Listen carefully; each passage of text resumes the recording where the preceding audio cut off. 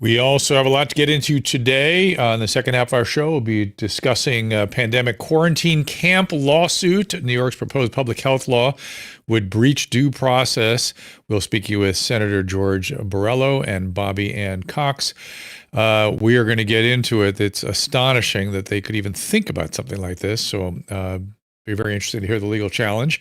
Before we do so, though, Dr. Kelly, Victory, and myself will be speaking with Joshua Guetzkow. He is raising issues about what he's calling the bait and switch around the original studies of the Pfizer vaccine. They were using a manufacturing process supporting an increased supply, administering to only 250 participants between 16 and 55 years of age. But again, the safety and immunogenicity was not, I can't read you the whole thing because I'm running out of time. The point is there's been a bait and switch when it comes to how the Pfizer study was done beyond what Dr. Freeman was telling us. We'll get into that after this.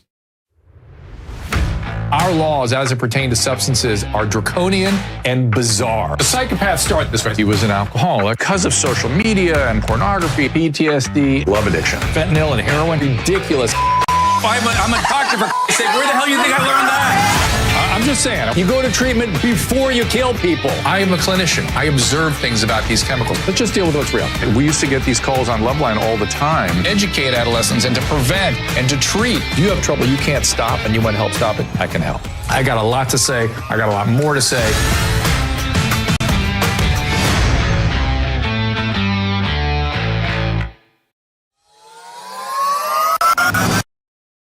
These products have transformed my life and Susan's and saved our marriage. Discover the key to oral hygiene, regardless of your current daily dental routine. Whether you diligently brush and floss multiple times a day, or you struggle, you got bleeding gums, bad breath, plaque buildup, this revelation is for both of you. Surprisingly, over 350,000 Americans experience health issues that may be connected to their toothbrush or even caused by it, ranging from heart or blood sugar problems, forgetfulness, digestive difficulties, immune issues, all related to oral hygiene. Scientific studies have shown that a simple switch of your toothbrush can lead to a healthier teeth and potentially save your marriage. Yes, save your marriage. Our study, we did a personal study. My wife, Susan, hates the sound of the Sonic toothbrushes, but introducing the Real White Sonic toothbrush, of course, also their hydroxyapatite dirty mouth mineral toothpaste by Primal Life Organics. These products have transformed my life and Susan's and saved our marriage. It's much quieter. It's a very powerful toothbrush, but it is quiet and it saved our marriage. So the Real White Sonic toothbrush from Primal Life Organics stands out among all other electric toothbrushes I've tried. It effectively eliminates plaque, harmful bacteria, promotes gum health. Get yours and enjoy 60% off at naturaltoothbrush.com/DREW. That is in fact what happened. Thanks to that toothbrush. I was thinking about it this morning, right, Susan? Yeah, we're still together. That's hysterical. So do check out this stuff. I also found the whitening equipment in one of my children's bathrooms, so they're enjoying it as well. So I was looking for that. So today we're going to get into it first with Josh Guetzkow.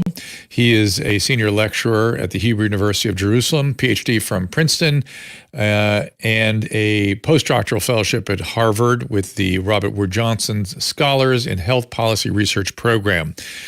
He has been talking about this bait and switch in terms of the manufacturing process. I could barely spit that out when I was trying to tell you guys earlier, but the fact is there seem to have been two processes involved in the manufacturing, the kind of thing Dr. Victor and I have been discussing for a little while here. So first of all, please welcome Josh Guetzkow. So Hi. Thank you for joining us. Thank you. So let's get into a little bit on these two processes, because we've been hearing evidence all along that there was something going on with the manufacturing. You've zeroed in on a very specific issue as it pertains to the original research. Is that correct? Yeah, that's right. And it's interesting because this has been hiding in plain sight really since October of 2020. Basically what happened is that the Pfizer trial, the 44,000 participant trial, they used one manufacturing process to make the vaccines that were used in that trial. Okay, and that manufacturing process was a relatively clean manufacturing process. You might call it a bespoke manufacturing process, but it's very expensive and small batch. You can sort of only make small batches. So they needed to come up with another manufacturing process to roll out the vaccines, to billions of people around the world. So the first batches for the trial, we call them clinical batches, or what Pfizer called them process 1. Okay, process 2 batches use E. coli bacteria essentially as a medium for growing the mRNA. Okay, just to make it very simple. Okay, and that was the product that was sold and injected into billions of arms around the world. Now, Pfizer said at some point they updated their research protocol and they said, well, we're gonna test this 250 people per batch of this process 2. We're gonna test it. We're gonna compare the safety. We're gonna compare the immunogenicity, like what kind of antibody response it elicits. But until recently, we didn't really know how much Pfizer actually compared it or tested. But before I get to that, let me just back up for a second, because one of the key issues here, maybe the key issue, is that when we're talking about biological medical products, biologics, okay, the process is the product. You can't change the process, definitely not in as a dramatic fashion as they changed their production process, and then not run a clinical trial on that new product. It's a totally different product, and you can't just assume that everything's going to be the same, especially when you're talking about growing this in, growing the product in E. coli bacteria, which now you just had on your show a few weeks ago, Jessica Rose, who was talking about the DNA contamination that's been found in Pfizer doses and also Moderna doses. It uses a similar type of manufacturing process. That's a direct result of this new, what they call process 2 manufacturing method. In addition to that, it also contaminates the vaccines with endotoxins, right, which are the membranes of the E. coli bacteria, which are highly toxic. And we can talk about what that might have brought about or what kinds of problems that might have caused. The key issue here is that they advertised one product, right, on the basis of this amazing trial that was on 44,000 people. That's the bait. And then they switched it with a totally different product that had a very different safety profile. By the way, regulators were concerned when they studied when Pfizer was showing them the comparisons, the laboratory comparisons between these two different products. They found that the integrity of the mRNA was much lower in this other newer production method. We went from about 80% integrity down to about 55%, 60%. And the regulators were like, well, what is this going to do? What should we do about this? And eventually what they just did was they said, okay, we'll accept this. And there was no study, as far as we know, there was no preclinical study done on any animals with this new production process. We've never seen any evidence that they've done even at that level of a study. So tons of questions. Did they do the 250 people per batch? Did they even do those sort of weird little studies? So 250 per batch, right? So because of the Freedom of Information Act request and the lawsuit that forced the FDA to release all of the Pfizer data, we've been able to sift through that data and show that they never tested the process 2 doses on more than 252 people.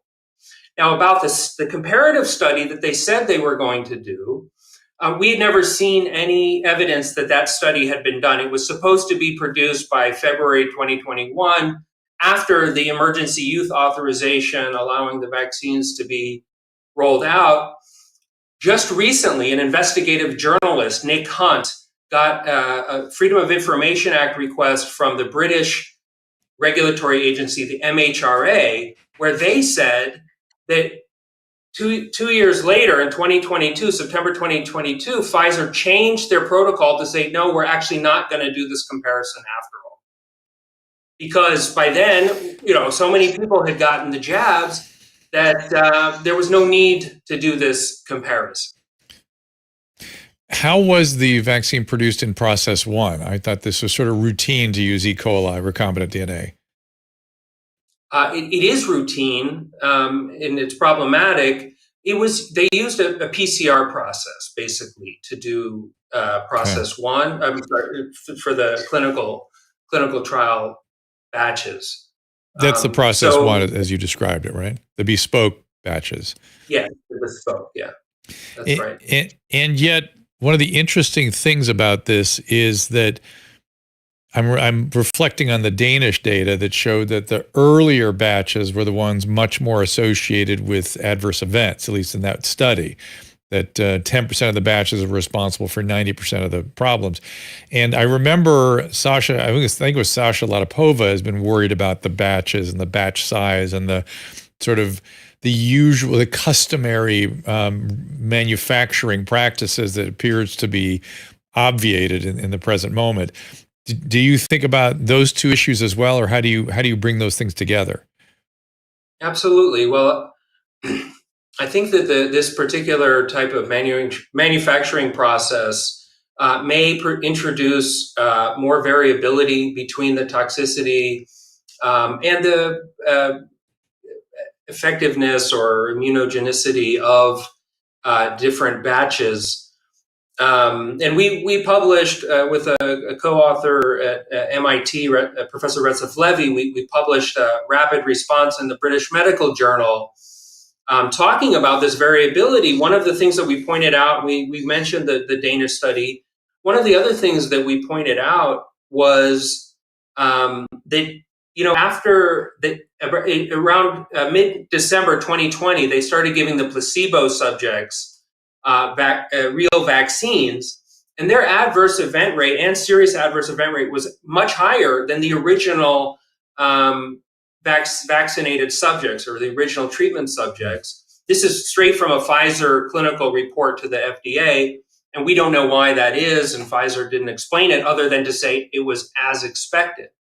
Now, one of the things that a lot of doctors have grappled with, and I'm sure you have as well, is this idea that, well, wait, how we're seeing these adverse events, but we didn't see any similar types of adverse events like that reported in the trial. So, for example, the vaccine was released in December 8th in the UK, and 2 nurses that were given the vaccine on that first day suffered severe allergic reactions, probably anaphylaxis. And as a result, the day after, they changed the regulations. They said, well, you should sit and wait for 15 to 30 minutes to make sure you're not having an anaphylactic reaction. Now, do you know how many anaphylactic reactions there were in the original trial with, let's say, 22,000 people who got the actual vaccine? There were 2. There were 2 anaphylactic reactions, and those actually weren't in people who got the vaccine. They were in placebo subjects. One of them actually had it like a day or 2 after they got the real vaccine, after they've been unblinded. That's okay. But basically, it basically didn't happen in the vaccine trial, and yet the day it's rolled out in real people, in nurses in England, that we're seeing anaphylactic reactions. And one of the things that is known to cause an anaphylactic reaction is endotoxin. So there's a thought that maybe this is related, and this is why we're seeing so many adverse events that we didn't see in the trial. Now, there is another possibility, which is that Pfizer was hiding it. By the way, the same thing can be said for menstruation problems. There were there was just a study that was just published the last couple of days in Science Advances showing something like 13 to 14% of premenopausal women had experienced some kind of menstrual disruption or bleeding within 4 weeks of getting vaccinated. That's 13 or 14%. You know what the percentage was in the trials? It was like 0.07% or something like that. There were like, maybe 5 reactions among the vaccinated women. Why is there this huge disconnect between what the trial's reporting and what is actually happening in real life? Mm-hmm. Well, here we have an explanation. Look, either the manufacturers or are lying or hiding or didn't do a very good job of capturing their adverse events, or it's a signal. It's evidence. Not that we need any more evidence, because we know they switched the manufacturing process to one that is much more likely to cause adverse events. So one of the things that has been suggested in some of the literature I'm reading is that the plasmids may be responsible for that ovarian dysfunction. And there's a lot of buzz about plasmids right now. That's all getting kind of sorted out. But it is often, just to put a proper spin on this, it is often the case that when a drug is rolled out on a large scale, a whole ton of adverse events come to bear that they didn't see or didn't anticipate. That's just very common in medical research. Before I bring Dr. Victory in here, one more thing. How did you get involved with this? Well, I had started becoming involved in this actually prior to COVID, when I was alerted by some colleagues to the extent of censorship, in a sense, or the retractions and repression of scientists who were raising concerns, safety concerns, legitimate safety concerns about the safety of vaccines. And then when the Pfizer, when these new COVID vaccines were rolled out, I started tracking adverse events on VAERS, and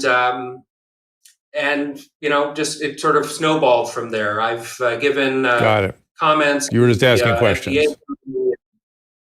What? Asking questions.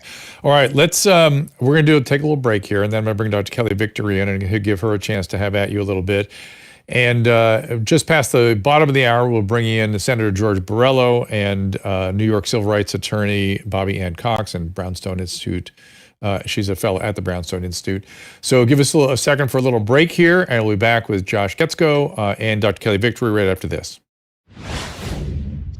Fall is right around the corner, which means dry, flaky red skin from allergy season is coming with it. But the best way to take care of your skin is with our skincare secret, Genucel. You don't need to worry about that puffy, tired eye look or those annoying dark spots or even dry, flaky skin, because Genucel Skincare has you covered. Susan and I love our Genucel products so much, we want you to try our personally curated skincare bundles. It's risk-free at Genucel.com/Drew. Genucel works so well, you can see the results in this unplanned live moment on our show when the Redness Repair Cream repaired my skin in just minutes right before your eyes. Their concentrated vitamin C serum helps keep your skin plump and hydrated. Plus, with their immediate effects, you can see astonishing results in under 12 hours. Quick, effective, and easy. Go to Genucel.com/Drew right now to try our bundles and save over 60% today. And remember to enroll in Genucel's world-class concierge program for additional savings and free shipping. Don't wait. It's Genucel.com/Drew, GENUCEL.com/DREW. There are 3 reasons the central banks are dumping the U.S. dollar: inflation, deficit spending, and our insurmountable national debt. The fact is, there is one asset that has withstood famine, wars, political and economic upheaval dating back to biblical times: gold. And you can own it in a tax-sheltered retirement account with the help of Birch Gold. That's right, Birch Gold will help you convert an existing IRA or 401k, maybe from a previous employer, into an IRA in gold. And the best part, you don't pay a penny out of pocket. Just visit birchgold.com/Drew for your free info kit. They'll hold your hand through the entire process. Think about this. When currencies fail, gold is a safe haven. How much more time does the dollar have? Birch Gold has an A+ rating with Better Business Bureau and thousands of happy customers. I do not give financial advice, and previous performance is no guarantee of future performance. Visit birchgold.com/Drew to get your free info kit on gold. That is BIRCHGOLD.com/DREW. I think everyone knows the next medical crisis could be just around the corner, whether it comes in the form of another pandemic or something much more routine like a tick bite. You and your family need to be prepared. That's where the Wellness Company comes in. You know the Wellness Company. We have their physicians on like Dr. McCullough frequently. The Wellness Company and their doctors are medical professionals you can trust. And their new medical emergency kits are the gold standard when it comes to keeping you safe and healthy. It's a safety net. It's an insurance policy absolutely. that you hope you're not going to 100%. need, but if you need it, you sure as heck are going to wish you had it if you need it. Be ready for anything. This medical emergency kit contains an assortment of life-saving medications, including ivermectin, Z-Pak. The medical emergency kit provides a guidebook to aid in the safe use of all these life-saving medications. From anthrax to tick bites to COVID-19, the Wellness Company's medical emergency kit is exactly what you need to have on hand to be prepared. Rest assured, knowing that you have emergency antibiotics, antivirals, and antiparasitics on hand to help you and your family stay safe from whatever life throws at you next. Go to drdrew.com/TWC. That is DRDREW.com/TWC to get 10% off today. Just click on that link. Some platforms have banned the discussion of controversial topics. If this episode ends here, the rest of the show is available at drdrew.tv. There's nothing in medicine that doesn't boil down to a risk-benefit calculation. It is the mandate of public health to consider the impact of any particular mitigation scheme on the entire population. This is uncharted territory, Drew. And Dr. Kelly Victory, I gave you Dr. Guetzkow. Terrific. Thanks. Welcome, Josh. Thanks so much for joining us. Really appreciate your input on this. I've got a bunch of stuff I want to ask you about, so I'm going to get right into the weeds. I want to start at the top, though. I've been reporting for the past 3.5 years on the disaster of this pandemic response and certainly the devastating impact, in my mind, of these vaccines, including starting with the paucity of safety testing, the paucity of due diligence that was done on them prior to them being launched in the public. You have referenced now multiple times these 44,000 patients they were tested on. Let's step back. Give us a little, let's put some perspective on this 44,000. Talk a little bit about the actual testing prior to the quote bait and switch. Let's just go back to what was the real testing briefly on 44,000 people of the original BioNTech Pfizer shot. Well, as you say it like that, and I hear my words echoed back to me, I realize that I'm repeating the same kind of marketing gimmick that they were using at the time, because the vaccine was actually only given to about 22,000 people. The other 22,000 were given the placebo. So it's not 44,000 that it was actually tested on. It was 22,000. So you can get that right. Now, here we're just talking about the Pfizer trial. We could talk about Moderna later if you want. One of the things that in my analysis of the trial data that stood out to me is the short term in which the trial actually was conducted, because they started enrolling people in late July 2020, and by mid-December they had already started unblinding people, the placebo group especially, and giving them the real vaccines. And by March, something like 89-90% of all of the placebo group had been given the vaccine. So that it was an extremely short trial, right? Once they started unblinding people, that was basically it. That was it. So that was kind of shocking at the time. I don't know what else exactly to say about the trial. We do know that there were some people who experienced very severe adverse events. We know at least 2 cases where it's clear as day that at least at the trial level, those adverse events were covered up or mislabeled and downplayed. And they were probably and so I in no way did I mean that as an gotcha at all. I just wanted to put some color on this for our viewers. that, I've been reporting that there was no significant safety testing done on these. And I maintain that, the average vaccine takes 6 to 8 years in testing. So, number one, as you said, it's 20. Right, there was zero safety testing because the vaccines that were given to the 22,000 people in the trial are not the same product that was given to the rest of the world. Okay, They only gave it to 252 people, and they never tested. By the way, I've made a safety, my own little safety comparison, and they even if you're not concerned about safety, you're concerned about how efficacious is this new product. So they looked at the antibody response of 4 people. 4 people, all of them under the age of 23. Only 3 of them had an antibody response.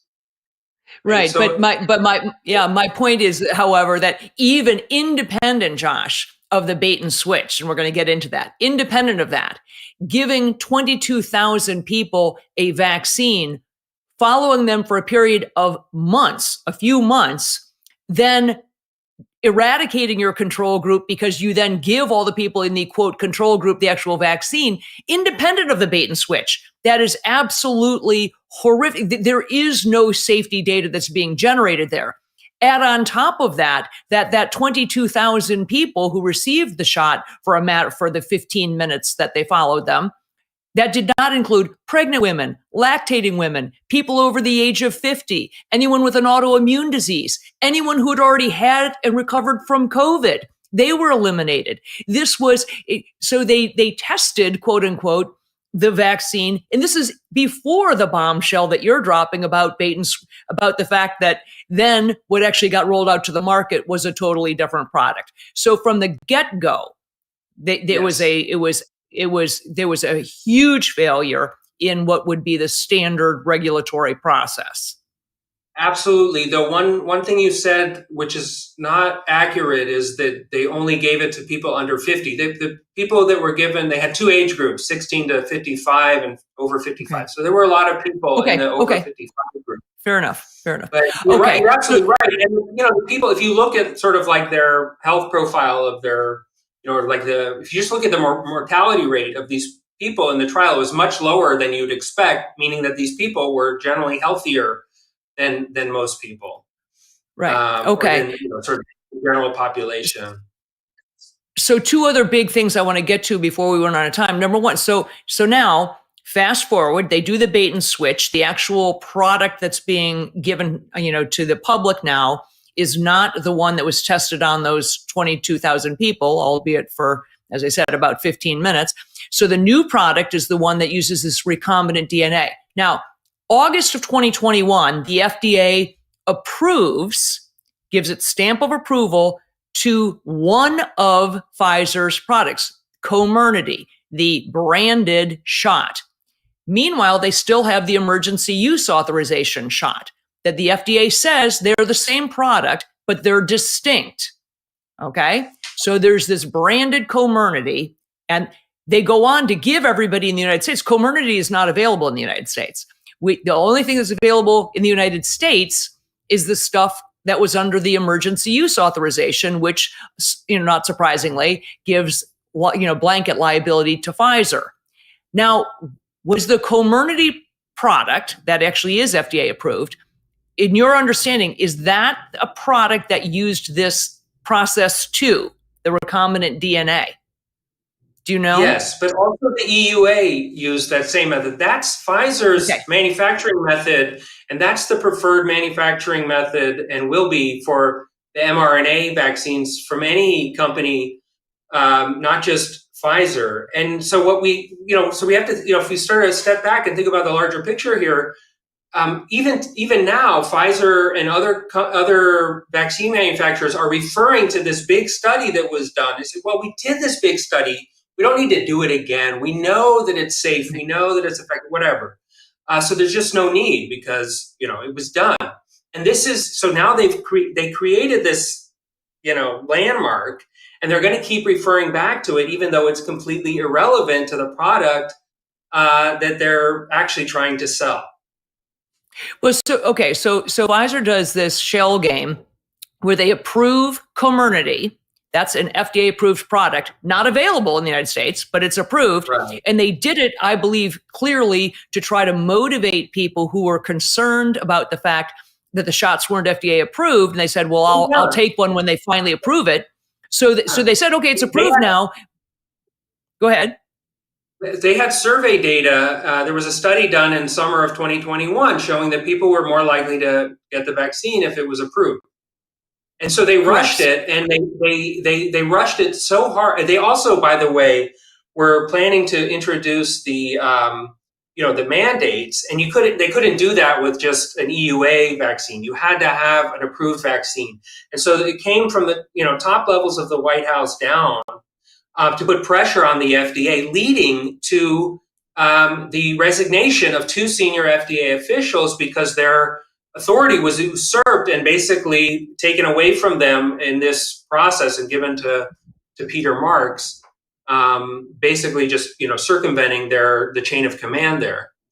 Right. So but not only was it rushed, but that's not what you get today. If you walk into Walgreens today in the United States to get a Pfizer vaccine, the shot you will get, if you ask to see the vial, does not say Comirnaty. It is not the FDA approved product. It is the BioNTech EUA product. That is what you will get injected into your arm. Right. And because it is only the EUA product, if you drop dead walking out of the Walgreens, there's no one you can sue. If it had been Comirnaty, if it were an FDA approved product, you would have recourse. But so yes, they did approve Comirnaty, except that that's not available in the United States. Okay. Yeah. So that was that's the second level in my mind of total bait and switch. Okay. I mean, of the ongoing shell game. Yeah. The bigger issue, and the thing go ahead. No. Say the thing I wanted to ask you about, because this is an area that I need, your expertise on, is okay. So now they've slipped in this recombinant DNA product that hasn't been tested. Let's talk about some of the issues. You said that's, quote, very problematic, your words, the recombinant. Let's talk about that. What are some of the issues, some of the problems that you've seen, that you're aware of, that involve the DNA component of these mRNA vaccines? Well, I'm actually of the opinion that the endotoxin contamination is actually a much bigger issue than the DNA contamination.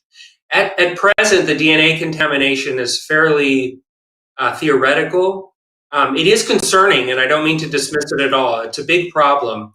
The endotoxin, there's a researcher, a chemist in Australia, his name is Jeff Payne, who's dug into research on endotoxin, which turns out there's a ton of research on it because it's been linked to many diseases because we can leak endotoxin from our digestive system into our blood. Anyway, he's pinpointed and shown how you can link it to so many of the different adverse events that people are observing. And again, many of the adverse events that they didn't observe in the trial. Now, Dr. Drew said that, well, it's a very common thing that you see things that you didn't see in the trial. Well, that's true. But that's especially true with smaller trials, and most trials are much, much smaller than this trial. So if you have an adverse event that's happening at a rate of 15%, and you're testing it of 15% of people, and you're testing it on 22,000 people, you're going to see it. You're going to see a lot of it, right? So that just doesn't wash. So I think that the endotoxin is a bigger issue, and it's also there are a couple of other reasons why I think it's a bigger problem. Because the DNA problem, if it were recognized, which it probably won't be, at least publicly, but it might be recognized kind of behind the scenes, and they might clean it up because it can be cleaned up. Endotoxin, it's much, much harder and maybe impossible to clean up. And there are other problems. So they say that the level is below a certain threshold or whatever, but they're using a very inaccurate way to measure the level of endotoxin. So we don't actually know how much endotoxin is in this because no one's ever tried to use a very accurate method. And you don't need a lot. You just need a little bit of endotoxin, and it can start a cytokine storm that leads to all kinds of problems, including anaphylaxis.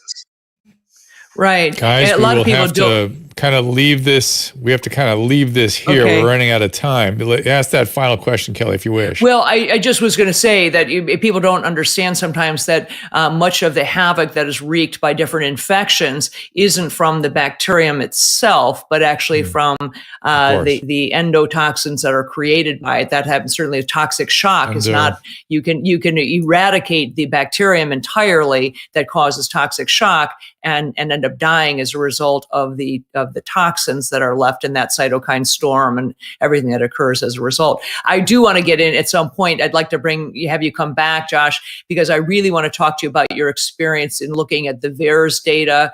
That's something that our friend Jessica Rose has certainly been involved in deeply. But I think exposing really the abdication of responsibility on the part of the people who own the VAERS system, the NIH and the CDC, specifically HHS, who are supposed to be using that data as the proverbial canary in the coal mine. So really interested in, at least give us your final thought, at least on what's your estimation of the VAERS data. And commit that you will come back for that. I'd love to talk about that stuff. I would love to come back to talk about that. I think it's an important story and quite explosive because the CDC did do a safety signal analysis. They found hundreds of safety signals, and that has been covered up, and nobody has ever talked about it and has never been, broadcast on any mainstream media channel. So it's a huge problem. I think people just tend to discount VAERS, but the CDC and FDA people publish in the major medical journals using that data. So how bad can it really be? Right. Well, we found out from Dr. Fryman, who talked to the FDA directly, that the way they determine whether or not something is actually a connected reaction to the vaccine being administered, literally, we heard the tape. Their reaction was, he asked, how do you determine that something is a vaccine reaction? Their answer, we got a guy. We got a guy that goes out and looks at the data. Yeah, they got a guy named Bob. One guy goes out and says this is or is not a vaccine reaction. Imagine if that had been what they did with the Vioxx data around coronary disease. That's not coronary disease is common. That's not the Vioxx. Our guy said no. And that is something that's indeterminate. And that is at the core of how they're getting around what you're going to tell us about. Right, and they also say, what is the other thing they say, well, we didn't see this in the trial, so it can't possibly be related to the vaccine. Right. Well, no wonder you didn't see it in the trial, because you gave them a different product. Right. Different vaccine. Right. All right, Josh, Dr. Guetzkow, thank you so much for spending a little time with us. We'll get you back in here very soon, all right? Thank you. Thank you. All right, you got it. We were switching gears, and we were going to talk about something, frankly, I find even more egregious, if that's possible. Our guest... are Bobbie Ann Cox, a New York civil rights attorney and a fellow at the Brownstone Institute. She was involved recently in historic lawsuits against the New York governor, which is now being appealed by that and the attorney general so they can continue their executive overreach. Senator George Borrello is an unwavering advocate for rural New Yorkers, champion of agricultural, small business, middle class, reelected the New York State Senate in November 2022. And he has been one of the leading voices against government overreach, particularly excessive executive overreach. And that is something we have seen front and center throughout much of this extraordinary time we have been through. Let's see now, Senator, shall we begin with you? Well, first of all, thank you. It's great to be on with you. I think what we saw in the pandemic is we saw this lust for power, and that particularly governors, executives across this nation that saw what a little bit of fear and a lot of propaganda would do. And it gave them really unbelievable powers. It started here in New York State with Andrew Cuomo, our previous governor. He did some horrific things, including sending COVID-positive patients back into nursing homes, leading to the death of thousands of senior citizens.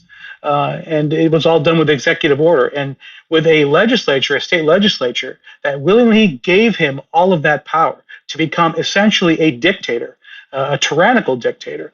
And unfortunately, that has now continued on with Kathy Hochul. And what's worse is that the pandemic is over. Yet she wants to hang on to those pandemic powers, but far more reaching than that. The lawsuit, which Bobbie Ann will explain, is really about the fact that she has usurped the legislature at this particular juncture by creating a rule, a Department of Health rule, that is in fact a law, which is unconstitutional. It is a violation of the separation of powers.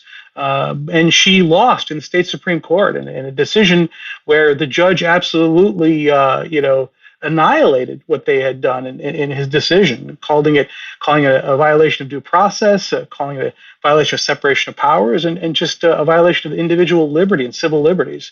But yet, since the governor has all of our money to work with, she is continuing on. She's appealed that decision, which was just heard on September 13th in the Court of Appeal, the Appellate Division in Rochester, New York. So it is unbelievable that people don't know what's going on. They don't understand that the United States has quickly lurched towards a totalitarian socialist state, and New York State is without a doubt at the top of the list when it comes to this lurch towards a dictatorship.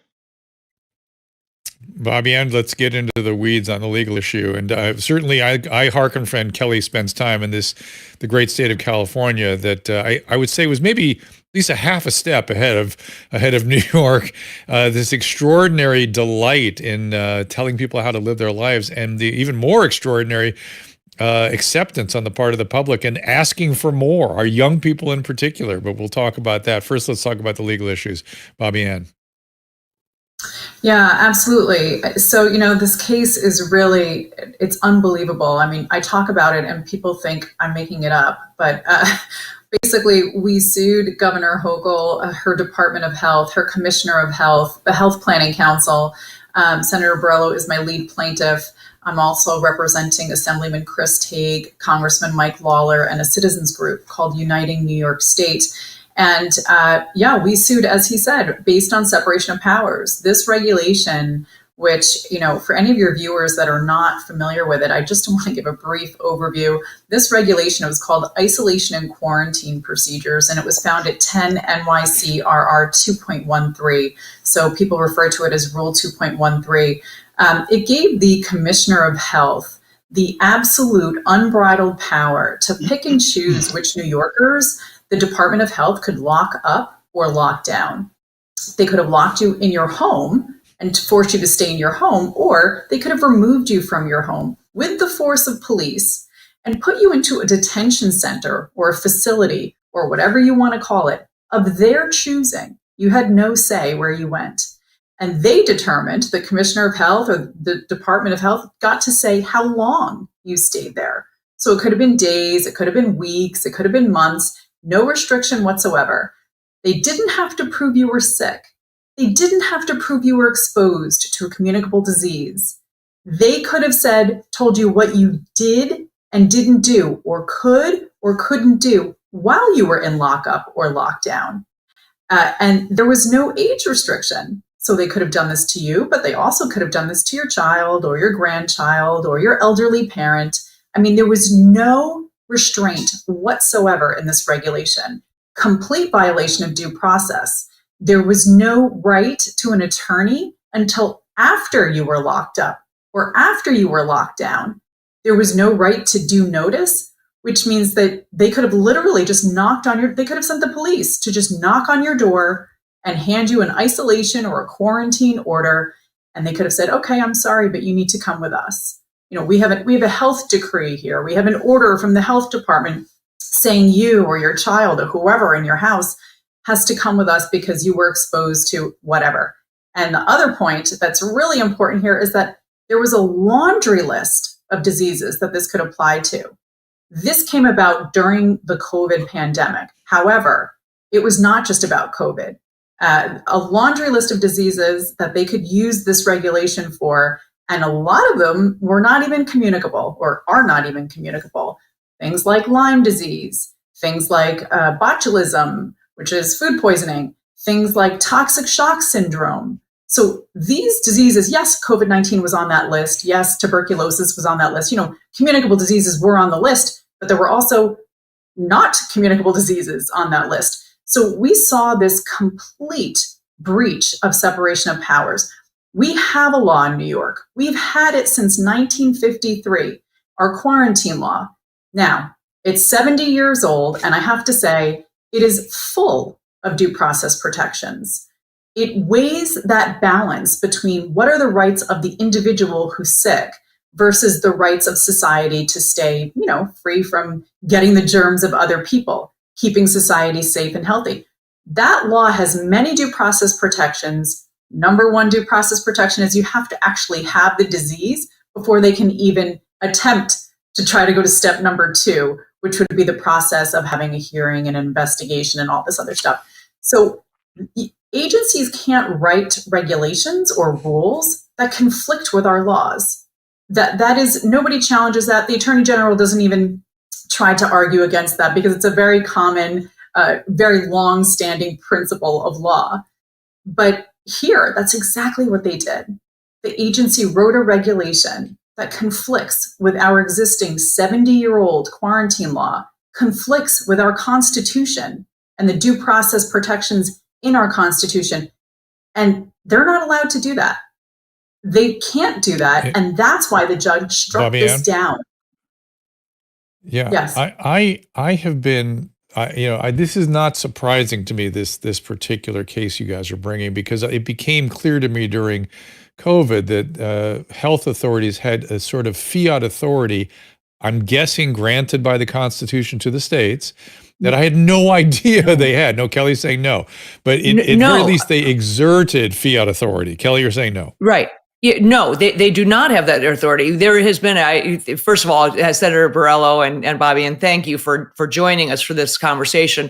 I've been talking about this quite a bit, which is the concerning movement towards martial law as public health policy, and the idea of declaring something as a public health policy as a way to usurp civil liberties. That is not granted in the Constitution.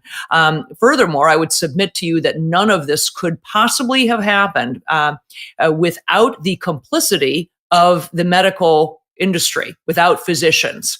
None of this would have happened if physicians on whole and public health expert had stood up and said, there is no such entity as, quote, quarantining healthy people. The concept of quarantine is biblical. It goes back to the, leper colonies, where you take people who are actively ill and you keep them away from the rest of society. Quarantining or forcing healthy people to limit their movement is not called quarantine. That's called tyranny. There's a different word for that. And it's tyrannical. And I think that those are the things. There is nothing in public health that supports the concept of taking healthy people and limiting their ability to move about. So I think, Bobbie Ann, I think you are spot on. It's not only an overreach of their constitutional authority, but it is a complete breach of public health standards. Yeah, that's a great point. So it is one of the issues that is in this lawsuit. The Department of Health, the Commissioner of Health in New York State, the governor, what they did was they expanded their powers. And this is part of our separation of powers argument and how they breached separation of powers. They expanded their powers beyond what the legislature gave them. Agencies cannot act. Agencies are in the executive branch of government. And our Constitution, both in New York State, but at the federal level as well, says clearly that the ability to make laws lies with our legislature. So at the federal level, that's Congress. At the state level, that'll be your state legislature. So those are the people that we elect every couple of years. If we don't like the laws that they're making, we vote them out and we vote new people in to make different laws, right? That's the whole concept behind having a legislature and being able to vote. So if you have agencies, which are in the executive branch, agencies that are run by people appointed by the governor, people that are just regular bureaucrats, regular, government employees, you can't give them the power to write rules or regulations that overrule or conflict with the laws that our legislators are making. Otherwise, that is tyranny. So in this case, the Department of Health did that. They expanded their power. they said, we are not just going to follow the quarantine law from 1953, which says that we can quarantine those who are sick, who are a public health threat, they have the disease, we've had a hearing, we've had an investigation, a judge, according to our law, a judge writes and issues the isolation or quarantine order, not the commissioner of health. That in that case, under the law, you do have to be not only sick, but they have to prove that you're a public health threat in some way, meaning you're not comporting yourself in a proper manner to protect those around you. The way we, Correct. It's the way we've always done it. Here in California, we were told it's an emergency, and under an emergency, we have authority, and you must listen to us. And people's lives were ruined who attempted to stand up with that, including businesses still shuttered, people losing jobs because it was, quote, an emergency. I'm guessing it must mean that each state has sort of a different issue. My question, maybe I'll prefer this to the senator first. What has happened here? How did 50 states, or many of the 50 states, all end up in the same place? I get what the legal issue is in New York, but many states ended up in the same place as New York did. What has gone wrong, and what do we need to? Obviously, you guys have remedies you're trying to apply. Does each state need to investigate and sue and to apply their own remedies? Well, I think one of the dangerous things about this is if this passes in New York State, if the appellate division overrules and overturns this, and this regulation comes back, it's going to send a message across this country that you have bureaucrats will now have the ability to essentially write laws, and that is not their purvey. That is not their role. So this it will have reverberations across this nation, I believe. So this is a very important fight. But the question is, how did we get here? Well, I would say that we got here under a number of circumstances. First and foremost, apathy. I think most people aren't paying attention to what their government is doing. They're too distracted by other things. If you look at the people that are the most COVID crazy, the people that were the most fearful, wearing double masks while they're driving down the road by themselves, it was a lot of people in their 20s and 30s, the people that were the least susceptible to dying. We have convinced them it's frightening to see the paranoia. They're afraid the world's coming to an end because of climate change. They're afraid that they're going to. That has created an environment where they believe that the government is the solution to everything, and it's frightening. And I can tell you that being in government, there's not a lot of smart people in government. Let me tell you something. So anybody that's listening, pay attention. Okay, these are not smart people running the government, and it is frightening to think that we have usurped our freedom, our liberties, to some people that, quite frankly, shouldn't be running anything. Most people working in government doing so, because they know somebody. And don't get me wrong, there are a lot of qualified people, a lot of intelligent people. When you start talking about the groupthink that is government, it's a dangerous thing. I think you're. I've heard that. Somebody else told me that when I was thinking about getting into politics, he said you need to be. And this was a very, very famous political leader who said, do not do this unless you are really prepared, and I mean really prepared, to deal with not smart people. Because, and at least in this state, in this particular state particularly. But you're confirming something at another state level. I am just stunned at the. Go ahead, Senator. Go ahead. I just want to say this. You have folks, my colleagues, elected officials, that went from being public advocates, public activists, which I'm not sure how you make a living doing that, to being staffers for other elected officials, to being members of the New York State Senate and Assembly. They've never had a real job in their life. And that's really frightening, that those are the people that are writing these laws. I'm not big on mandating things, but if there's one thing I could mandate, is that all my colleagues take Economics 101, because clearly they don't understand that.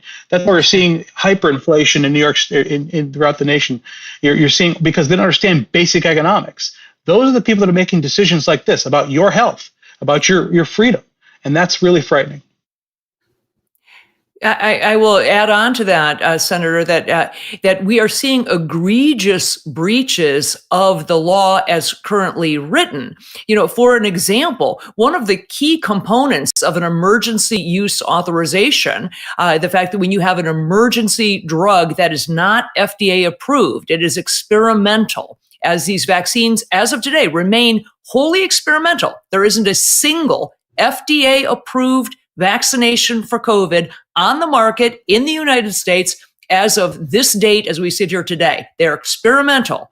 By the Nuremberg Code, you cannot be mandated, coerced, or under fear of reprisal, be compelled to take that shot. Have we lost our minds? I'm not an attorney. I'm a doctor and I know this. Okay? This is the basics. Every single mandate and coercion for these shots is illegal. It is a violation of the Nuremberg Code. We are doing this over and over again. This stuff Bobbie Ann's talking about, the idea of quarantining, forcing people to stay in their homes. It violates the laws as currently written in the state of New York. They are treading on legislation that's already been written, and we are letting it happen. And as you said, not only is the American public asleep, but where are all of our elected officials who are supposed to be protecting us from that? Well, sad to say that so many people are there's a lot of self-serving people in elected office, and as long as they're okay, and as long as things are okay for them, and that's we just got a record increase in our pay in New York State that was done a few days before Christmas last year, making New York State the highest paid legislature in the nation. So my colleagues are truly insulated from the bad decisions that they make. And that's really a problem. Bobbie, and where does the lawsuit stand right now? Where are you with this case? So we filed the case a year and a half ago, and the lower court judge, the trial court struck the regulation down, said it was unconstitutional. That was last summer. The governor and the attorney general appealed the case. So we've been fighting the appeal now the last several months. And we just had oral arguments 2 weeks ago at the appellate division. And we are now waiting for the decision, basically, of the appellate division. Are they going to affirm the lower court and say, yes, the lower court was correct, this should have been struck down, this is unconstitutional? Or are they going to basically reverse it, which means that they would switch or overrule what the lower court said, and then that regulation would come back into play. So we're waiting for that decision. But I have to say, the fact most New Yorkers do not know about this regulation. So the fact that mainstream media won't cover something like this, I mean, in my mind, if you have a group of New York State lawmakers, right, members of the legislature suing the governor in a fight for who's got this power, who's right, what does the Constitution say?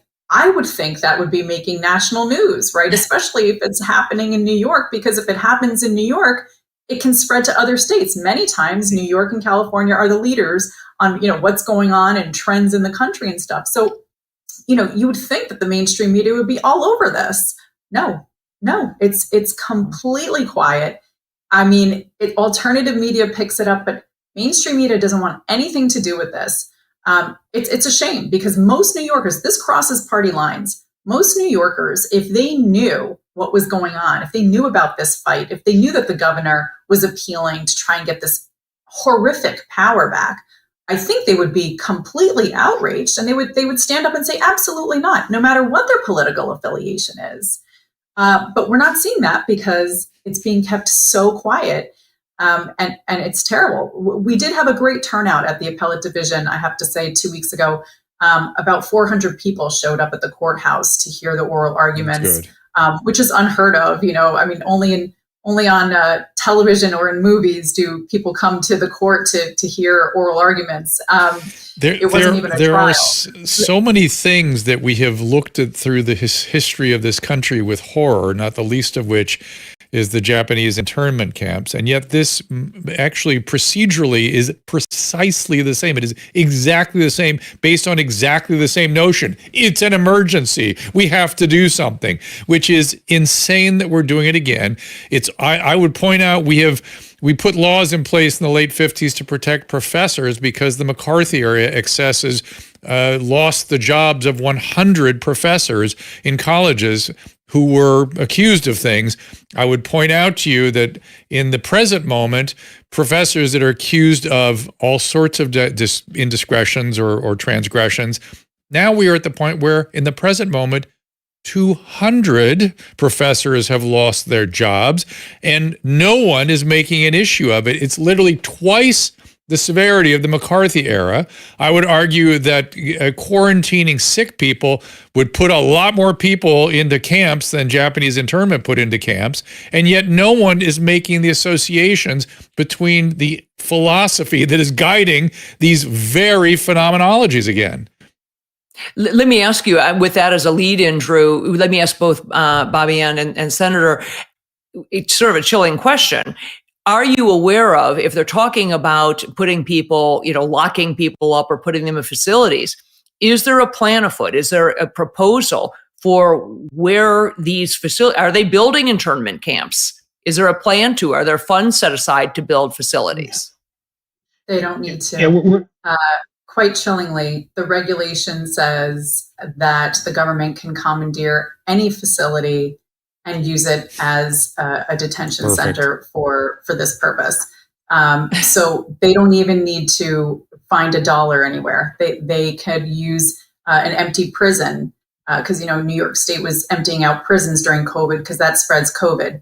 And our new bail reform law, which I'm sure Senator Borrello could give you details on, says that you can't even hold a criminal on bail because bail is racist. So our prisons, they could use an empty prison for a quarantine facility. They could use a multifamily house. They could use an old abandoned school. The reg said they could use any property that they wanted. They could use a hospital. They could use anything. So they didn't even need to build anything anywhere. Wow. Beautiful. Yeah, I would add to that during the pandemic in the early days, especially, they were looking at closed hospitals in my district and other facilities, closed schools to use if they needed to quarantine sick people together. But at that point, we didn't know what was going to happen, right? We didn't know how deadly and dangerous it was going to be early on. So there's no doubt that they had plans. They had engineers come do site visits at facilities. So they were ready to pull that trigger. Absolutely. So this would not take long. And I will also add one other thing. We've seen the shameless mainstream media that has been the essentially covering for our governor. Recently, the Associated Press did a fact check, as they called it, on is the governor going to build quarantine camps? And it was absolutely horrific that a reporter with an agenda came in and did this fake fact check, essentially, and said, "Oh no, this isn't true. This isn't going to happen." And so you're seeing that a lot. You're seeing our mainstream media, social media companies that are absolutely covering up the tyranny that's occurring in our government. Boy, there's so many different things concerning right now that are seemingly out of the view of the general public. Kelly, yesterday, Ed Dowd came back in and was talking about the excess mortality issues and how there's silence on that front. It's just an uncanny time when things that have always mattered greatly suddenly are not of interest to people that are supposed to be reporting the news. Also, the whole notion of questioning authority has been put on its ear, and it's hard to reconcile all these things. Maybe I should ask Bobbie Ann: are you optimistic about these things? Do you have multiple fights you're contemplating taking to the government, or do you feel overwhelmed by what you're facing? I have to say this is something that's happening in New York, obviously, but it's also happening in other states. I now have a network of attorneys who are, I call them constitutionalists because we are fighting for the Constitution in other states. And I've had attorneys from other states, also from around the world, reach out to me to try and help them with their fights in their countries or in their states. But we're seeing this at the federal level too. And I can give, just off the top of my head, I can give a couple of examples of where a lawsuit had to be brought in order to push the executive branch back into their lane because they had crossed over impermissibly in violation of the Constitution into the lane of the legislature. When we saw the CDC eviction moratorium, right? So all of a sudden, the CDC, which is an agency, which is under the president, that's the executive branch, issued a nationwide eviction moratorium saying you cannot evict your tenants, landlords across the country, you cannot evict your tenants because that would spread COVID if you did that. So all of a sudden, not all, but many tenants stopped paying their rent because they knew that they couldn't be evicted for non-payment because the federal government had stepped in and said that they couldn't be evicted. So then you saw the absolute downfall of those small mom and pop landlords across the country. And most landlords in our nation are mom and pop shops. So a lot of people save up money, they buy a multifamily house, they'll live in one portion of the house, and then they'll rent out the other portions for income and to pay their bills. You saw people like that getting absolutely crushed because they were sued, and it did go all the way up to the United States Supreme Court. And ultimately, the United States Supreme Court did strike down that regulation and did say, sorry, wrong branch of government, the CDC cannot make law. And this was a law. And so, but in that time that it took a year and a half for it to get up to the Supreme Court, for them to strike it down, look at all of the people, the everyday people like you and me, who were crushed in the interim because the federal government stepped out of their lane, an agency stepped out of their lane and crossed over into lawmaking, right? We saw it also when Biden told OSHA, which Biden's the president, executive branch told OSHA, an agency under the president in the executive branch, to make a rule that said that all employers in the United States that had 100 or more employees had to force their employees to either get the COVID shot or they had to test weekly and wear a mask to work and all this other stuff. So that was also challenged in the courts. That also went all the way up to the United States Supreme Court. And that also was struck down by the United States Supreme Court on the basis of separation of powers. SCOTUS said, no, OSHA, you cannot make a regulation like this. This is a law. This is not a regulation. And the lawmaking power lies with Congress, the legislative branch of government. So, those are just two examples. There are many others, but those are just two examples of this idea of the executive branch doing what they want to do. And a lot of times they know they don't have that power, but they do it anyway. And I call it catch me if you can.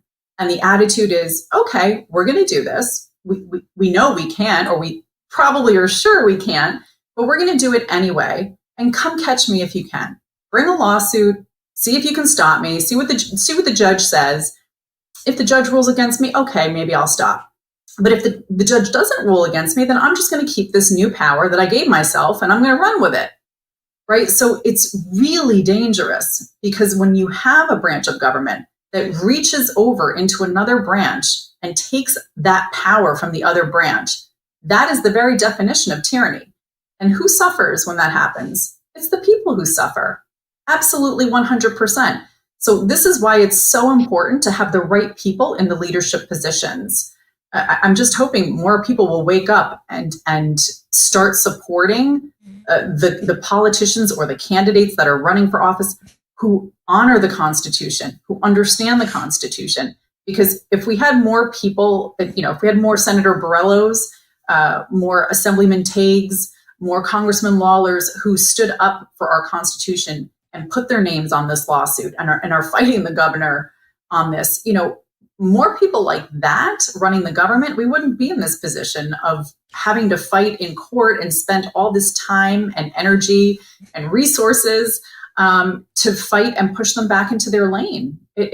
Your constitutionalist, your constitutionalist colleagues are giving me some faith. It's actually kind of thrilling to hear what you guys are doing. But as it pertains to constitutionalism, I declare here today we should form a new party. It's time for a new party, the Constitutional Party. How about that, Senator? We should all rally around the Constitution as a political movement. And because God knows there are those out there that want to erode it. That is for sure. So, Bobbie, thank you for doing that work. And of course, as soon as the government is smacked down, they issue immense apologies and compensations for the excess. Oh no, wait a minute, they do nothing like that. Kelly and I, Dr. Victor and I, have had to walk across many hot coals in the last couple of years in terms of defending our license and our professional standing, and got a million of other things that have been put upon us. And so far, Kelly, how many apologies have you received? Yeah, exactly. I'm waiting by the mailbox for all those hours back that I spent defending my medical licenses. Meanwhile, while they slowly and surreptitiously retract things, like all of a sudden the FDA says, "Oh, it turns out physicians can prescribe ivermectin," and now the Mayo Clinic says, "Oh, it turns out hydroxychloroquine would work for COVID," and on and on. Yet, is a treatment for it. But the bottom line is, you never get an apology. They just sort of move on. But as the senator said in your opening remarks, fear, you mentioned the word fear, and I talk about fear a lot. Without fear, none of this could ever have happened. So it's been somewhat of the perfect storm. You have a population that does not understand the Constitution or how our government is supposed to work. You have an entire population that is wedded to social media and very, very easily manipulated by social media. And you have a population that is wedded and completely reliant on its government. That makes a population that is really susceptible to fear. Fear is always a powerful intoxicant. It's the easiest way to manipulate people. But you add those other things in, which is, ignorance of their actual rights, ignorance of how it's supposed to work, and reliance on that government, plus fear of social reprisal. And it is a toxic soup that really is, it puts people at huge risk. And I appreciate what you are doing. You need more of you, in the same way that I feel like I need more of me, more of us. We cannot do this alone, particularly the uphill battle that you fight with the constant cancel culture. So blessings to both of you for putting yourselves out there. God knows, I know you're suffering the slings and arrows, I'm sure, but it's worth the fight. Thank you. We'll keep the faith. That's for sure. Yeah, thank you. Senator, I wonder if go ahead, Bobbie. I was just going to say, when you're talking about fear as the underlying issue here, a lot of people in the past 3.5 years have kind of relied upon or always pointed to, Jacobson versus Massachusetts, which is a 1905 Supreme Court case. Right. And, they say, oh, the government can do this to us. They do have this power. And look at Jacobson. And, Jacobson has been twisted and turned and, thoroughly rewritten by, I think, the public, or perhaps certain people in the public, because Jacobson does not say the government can do whatever they want in the time of emergency. Right. Okay, I just want to throw that out there, because that is not what Jacobson says. Supreme Court in Jacobson basically said that the challenge was to a Massachusetts state law, right? So Massachusetts law that required that the citizens get either vaccinated against smallpox, or they had to pay a fine, which was $5 at the time, which is about $150 today, I believe, or they had to have some sort of an excuse, an exemption that was granted. So the law didn't say, do this one thing, or you're going to jail, or do this one thing, or you're going to lose your job, or do this one thing, or we're going to slander you all over the place without recourse. That is not what Jacobson said. So people, I think, again, it's an education thing. People need to understand, yes, the Constitution and their rights, but they also need to understand, no, emergency does the government's power expand in time of emergency? Yes. But does it mean that they become dictators and totalitarianism can now be justified? No, that's not what happens as per the Constitution. In fact, it's the exact opposite. The United States Supreme Court has held many times, over and over again, that in times of emergency, the Constitution does not get put away in a drawer and left there until the emergency is over. They've said just the opposite. They've said many times that that emergency does not create power. The Constitution is the Constitution, and you don't get new powers just because there's an emergency. So I think people just it's just education. It's really, and I don't blame the people. I blame mainstream media. Right. What should people do if they want to support you or the other constitutionalist attorneys? If people want to support me, I do have a donate button on my website. I've been handling this case against the governor pro bono for a year and a half. So I do have a donate button on my site, which is www.coxlawyers.com. It's spelled COX lawyers.com. There's a lot of information there about this lawsuit as well. I have a media tab on that page. And a lot of interviews, a lot of articles that have been written about it, and such. So if people want more information, I would say go to coxlawyers.com. And I'm also on Twitter. If people want to follow me, it's attorney_Cox, COX. But yeah, I think getting involved, if people can get involved, whether it's supporting a politician who's constitutionally inclined, or whether it's, writing a letter to your representatives in whether it's Congress or your state legislature, or if you don't have time to volunteer, then make a donation to a lawsuit like mine, or make a donation to a politician's campaign. Everybody has to do something, because, we can't just sit back and watch the show and unfold before us. I mean, that time has passed. We have to all roll up our sleeves and do something to get involved. And thank you, Bobbie. And Senator, any closing thoughts as we roll towards the end here? Well, I would say that I'm hoping that there has been an awakening across this nation, people understanding that their rights are being taken away. I think, quite frankly, those in charge, and it's the Democrats that are in charge, particularly here in New York State, they're seeing this and they are concerned, and they are willing to throw out a lot of our freedoms and our quality of life to try and keep a stranglehold on power. So people have to understand that. When you look at the so-called migrant crisis and the open border, this is about essentially eliminating the middle class and bringing in a class of dependent people that are completely dependent on the Democrats for survival. Whether it's giving them the right to work, whether it's making sure that their kids are in school, whether it's having whatever to make ends meet. This is the problem. They are willing to throw out our quality of life. They're willing to throw out our sovereignty in order to maintain their stranglehold on power. And people have to recognize that that's what's going on. Right. Thank you, Senator. Kelly, any last thoughts? No, I just really appreciate it. As you said, if we allow this to happen in New York, don't breathe a sigh of relief because you live in Iowa or Florida or California or Ohio, wherever. Because if this happens in New York, it is coming to a state near you.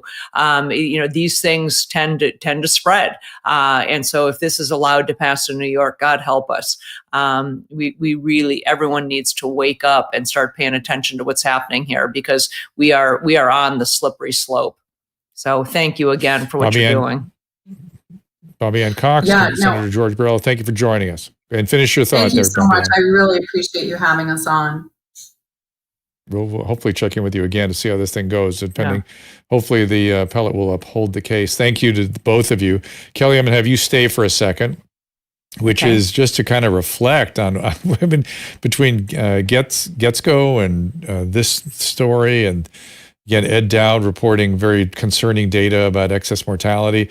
So much of, I try to understand sort of globally what's going on. And you said fear. I agree with you 100%.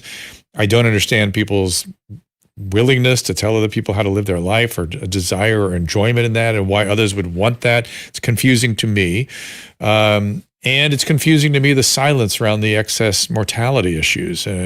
You could come up with glib answers, obviously, you just follow the money on any of this stuff, but I can't put it all together. Can you? Well, I think we are seeing just an unprecedented amount of fraud, Drew, that's going on, and it's everything with their silence from the media, and silence from the media, right? We've had periods of history with a lot of fraud. The media is usually at the gates, the one holding, telling us about it. Now they're saying nothing. No. because the media is in on it. Media is part of it. I mean, and you can't, and I don't care which media you follow. I don't care if you're watching Fox News or MSNBC. Each segment is brought to you by Pfizer or brought to you by Moderna. We are one of 2 countries on the planet, the United States and New Zealand, that allows pharmaceutical advertising on television. Those advertising dollars make it run. Okay. The reality is Fox News, which is the, one of the more conservative stations, 70% of their advertising dollars comes from the pharmaceutical industry. Okay. There is nothing that's independent anymore, Drew. Their news is not the news. Their opinion pieces. All it is their opinion, and their opinions are completely molded and controlled by who pays their advertising dollars. So unfortunately, the independent news is gone, as what you and I grew up with, the 11 o'clock news that actually reported the news, not somebody's opinion about the news. That's gone. Those days are behind us. We have got to either demand the disarticulation of our media from these other sources, or it's perestroika. We are just reading propaganda. That's all it is. And it's a very, very dangerous time to be living, because you have to really seek it out as a critical thinking, analytical individual. You've got to seek out the truth, and you are not getting that from the mainstream media. It's actually hard to determine the truth, because I always try to, I try not to assume that everything I'm hearing or everything I'm thinking is correct. I'm always trying to think, well, there's got to be other points of view on this, and I want to hear those too. But it's hard to get all the different points of view. You have to seek it voraciously. Caleb, throw up the upcoming guest, if you would.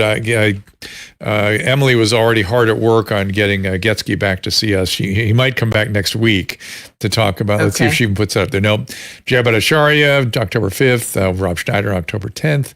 October 3rd, I think that's you, Kelly. We'll be out of town with Reggie Littlejohn. Want to tell us about that? Yeah, Reggie Littlejohn. Well, she's well known for her stance on abortion and things related to women's rights, but she's gotten involved in the COVID debacle as well, and exposing much of the what I call fraud of our different agencies. Not only the vaccine disaster, but really the rampant fraud that's run in our agencies. Everyone from the NIH to the CDC, and most recently, I don't know. I'm hoping I'll get into it a little bit. This recent bombshell with Anthony Fauci's undocumented visit to the CIA and his involvement in really manipulating what the CIA concluded with regard to the origins of COVID. So we'll probably get into that a little bit as well. Sounds like fun. Appreciate you being here with us today, as always. Thank you, Caleb, Susan, for producing this, Emily for booking it, and we'll see you all tomorrow at our usual time. Lionel, by himself, is going to make a return visit. I'll cut him loose a little bit. Let's see what he comes up with. So we'll see you tomorrow at 3 o'clock. Ask Dr. Drew is produced by Caleb Nation and Susan Pinsky. As a reminder, the discussions here are not a substitute for medical care, diagnosis, or treatment. This show is intended for educational and informational purposes only. I am a licensed physician, but I am not a replacement for your personal doctor, and I am not practicing medicine here. Always remember that our understanding of medicine and science is constantly evolving. Though my opinion is based on the information that is available to me today, some of the contents of this show could be outdated in the future. Be sure to check with trusted resources in case any of the information has been updated since this was published. If you or someone you know is in immediate danger, don't call me, call 911. If you're feeling hopeless or suicidal, call the National Suicide Prevention Lifeline at 800-273-8255. You can find more of my recommended organizations and helpful resources at drdrew.com/help. Whenever I get drunk or high, I think about what I'm not doing and need to be doing in my life. Stop procrastinating, get back to the gym, clean your fucking room. But when I'm sober, I procrastinate. Sit around, watch YouTube, play video games. Why, when I get fucked up, do I finally find the motivation to actually do something with my life? And when I wake up, that's not really what I want to do. It sounds like there's a lot of unhappiness here. And I think you need to get at that a little bit. It's sort of a perfect circumstance for therapy. to see what are you really feeling during the day that's keeping you stuck.